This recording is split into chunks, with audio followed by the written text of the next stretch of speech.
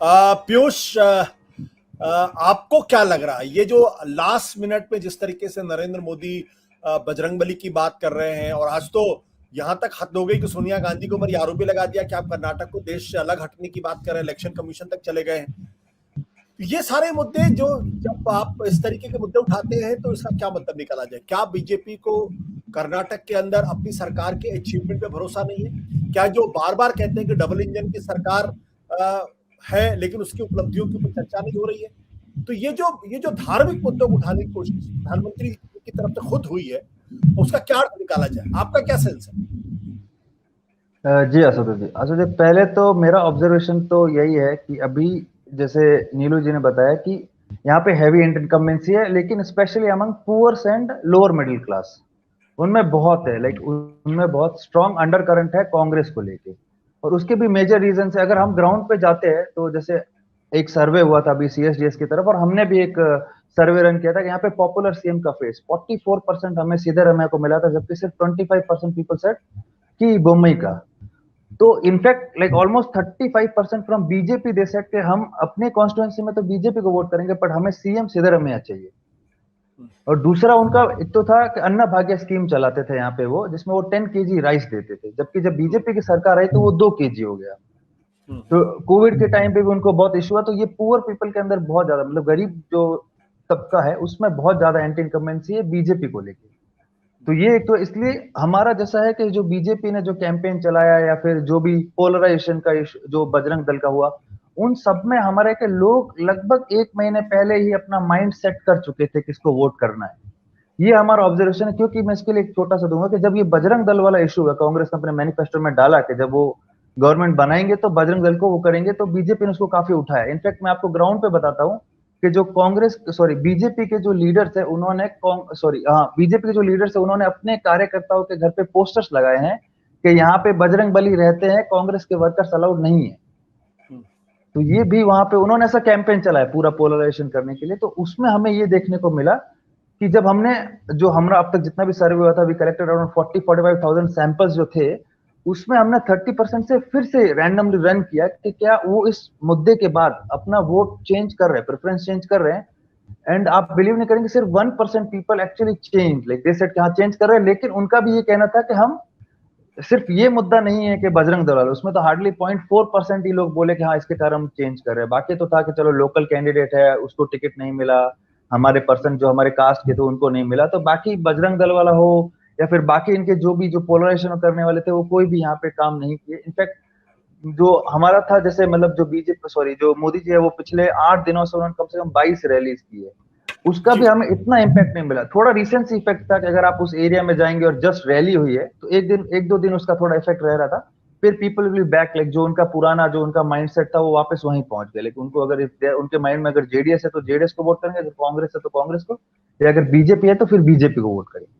तो पोलराइजेशन है। लेकिन हाँ, जैसे अपना ये दक्षिण कन्नड़ा, उडीपी और जो कोस्टल कर्नाटका वाले जो 3 डिस्ट्रिक्ट है जहाँ पे 19 सीटें हैं, वो बीजेपी का स्ट्रॉन्ग होल्डर। वहां पे हमने देखा है कि वो जो हिंदुत्व वाला फैक्टर है वो अभी भी बहुत प्रोमिनेंट है वहां पे। मतलब कोई कास्ट लाइन नहीं है, कुछ नहीं, उनका बस सिंपल है कि भाई हिंदुत्व है, बीजेपी है तो हिंदू बचा रहेगा, वो उनका क्लियर कट वो माइंडसेट है।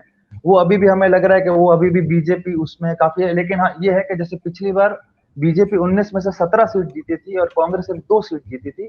अभी ऐसा है कि जहां पे बीजेपी 1-2 कम हो जाए और कांग्रेस 1-2 ज्यादा हो जाए।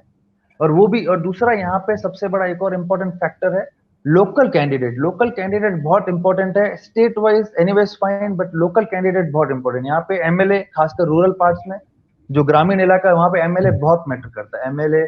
और इसलिए आप देखेंगे कि आप पुराने जितना भी ट्रेंड उठाएंगे, यहाँ पे पार्टी स्विचिंग बहुत होता है। 13 में जो लड़ा जेडीएस से, वो 18 में यहाँ पे चला गया। तो ये पार्टी स्विचिंग का बहुत होता है। पीयूष, पार्डन माय इग्नोरेंस, क्या आपने या आपकी टीम ने, ईटीजी रिसर्च ने, क्या इस बार ओपिनियन पोल किया है किसी न्यूज चैनल के लिए?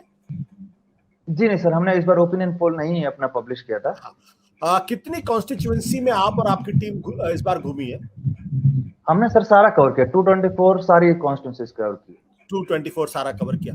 तो जो बात अभी पीयूष कह रहे थे, जैसे कि तटीय कोस्टल कर्नाटक के बारे में, तो मैं बता दूं 2018 में 19 में से 16 सीटें बीजेपी को मिली थी, कांग्रेस को 3 सीट मिली थी। लेकिन इससे ज्यादा महत्वपूर्ण बात यह है कि 51.6% वोट बीजेपी को मिला कोस्टल कर्नाटक की 19 सीटों। अब कितना भी पोलराइजेशन हो जाए, बीजेपी इसको सीटों के संदर्भ में तो उसको सरपास नहीं कर सकती। सेंट्रल कर्नाटका में जहां येदियुरप्पा का बहुत स्ट्रांग होल्ड माना जाता है, वहां पे 2018 में बीजेपी को 43% वोट मिले थे और 20 सीटें मिली थी। कांग्रेस को 34% वोट मिला था और 5 सीटें मिली थी। लेकिन जब 2013 में, जबकि 2013 में आपको याद होगा कि जब येदियुरप्पा जब पार्टी से बाहर गए थे, तो इसी मध्य कर्नाटक के अंदर बीजेपी को 12% वोट मिला था और येदियुरप्पा की केजीएफ को 20% वोट मिला था। यानी अगर येदियुरप्पा अगर नाराज है तो कम से कम सेंट्रल कर्नाटका के अंदर वो बीजेपी को डैमेज करने की स्थिति दिखाई पड़ते हैं। अब पीयूष, मेरा सवाल आपसे ये है कि आप लोगों का जो ये सेंट्रल कर्नाटका का एक्सपीरियंस क्या कहता है, आपका असेसमेंट क्या कहता है? क्या लोगों को इस बात का अंदाजा है आशुतोष जी, पहले तो मार्जिनलाइज किया गया है या येदियुरप्पा नाराज है? जी, तो पहला सेंट्रल कर्नाटका में टोटल 26 सीट्स है, 26 सीट आपका शिमोगा ये सब डिस्ट्रिक्ट आता है। तो उसमें हमने ये देखा कि आधा सेंट्रल कर्नाटका जो है वहां पे आपका डोमिनेंट लिंगायत कास्ट है, इसीलिए बीजेपी को हमेशा वहां से पहले एज मिलता है। और इसलिए जब केपीजी पार्टी थी तो इसलिए जो उनकी येदियुरप्पा की पार्टी थी वो वहां पे अच्छी खासी, आई थिंक 5 या 6 सीट्स वहां से निकाली थी उन्होंने, if I am not wrong. और उसके बाद आपका आधा जो है वो कुरुबा का, इवन सिद्धारमैया का जो थोड़ा सा कास्ट है वो भी वहां पे अच्छा खासा आपको मिलता है। तो दूसरा आप लिंगायत में देखेंगे सर, हमारा ऑब्जर्वेशन ये है कि जब येदियुरप्पा जी को साइडलाइन किया गया है तो ऐसा नहीं है कि लिंगायत जो है वो कंप्लीटली मतलब पूरा क्रैक आ गया है और कांग्रेस की तरफ कंप्लीटली, लेकिन लिंगायत में वो एंथुसियाज्म नहीं है बीजेपी को वोट देने का, वो उनमें जोश नहीं है कि चलो हम किसी लीडर के लिए अपना वोट दे रहे हैं। दूसरा अगर आप देखेंगे तो लिंगायत, वोक्कलिगा और कुरुबा ये अपने टॉल लीडर है, जैसे येदियुरप्पा को देखते हैं, कुमार स्वामी को देखते हैं और सिद्धारमैया को देखते हैं।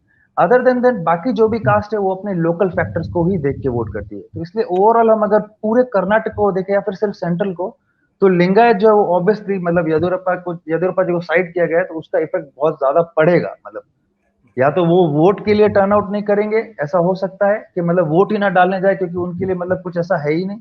और दूसरा है कि बोम्मई जी का इतना वो नहीं है, मतलब इतने पॉपुलर लीडर अमंग लिंगायत भी नहीं है जी। तो ये सेंट्रल कर्नाटका में ऑब्वियसली हमारा आपको लगता है कि लिंगायतों की नाराजगी बीजेपी को भारी पड़ सकती है? जी सर, सिर्फ सेंट्रल में नहीं सर, बॉम्बे कर्नाटका में भी लिंगायत बहुत है, तो दोनों जगह कांग्रेस को फायदा हो सकता है। लिंगायत जरूरी नहीं है कि कांग्रेस को वोट करे, बट मे बी वोट ही ना करने जाए। सत्य हिंदी का ऐप डाउनलोड करें गूगल प्ले स्टोर पर।